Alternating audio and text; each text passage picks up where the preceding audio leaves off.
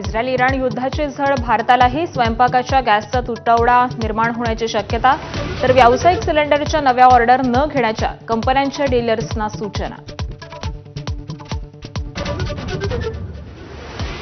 राज्याच्या अर्थसंकल्पात मेट्रोसाठी अनेक घोषणा. 1200 किलोमीटरचा मेट्रो मार्ग विकसित करणार. तर 2029 पर्यंत 165 किलोमीटरच्या मेट्रो मार्गिका तयार करणार. अर्थसंकल्पात घोषणा.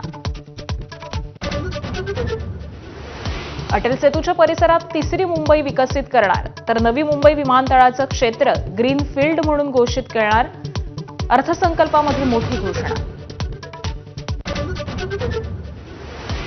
आमदार रोहित पवार आज दिल्लीत अरविंद केजरीवालांची भेट घेणार. व्हीएसआर आणि एरो कंपनीच्या संशयास्पद कारभार याबाबत केजरीवालांसोबत चर्चा करणार.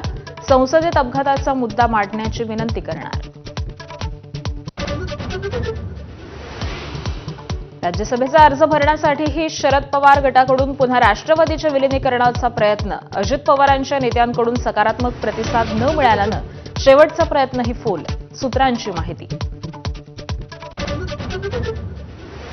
मराठा समाजाच्या 12 लाखांहून अधिक लोकांना कुणबी प्रमाणपत्राचं वाटप. राज्यामध्ये 48 लाख मराठ्यांच्या नोंदी सापडल्याची राधाकृष्ण विखे पाटील यांची माहिती. संभाजीनगर विभागामध्येच 50,000 प्रमाणपत्रांचं वाटप.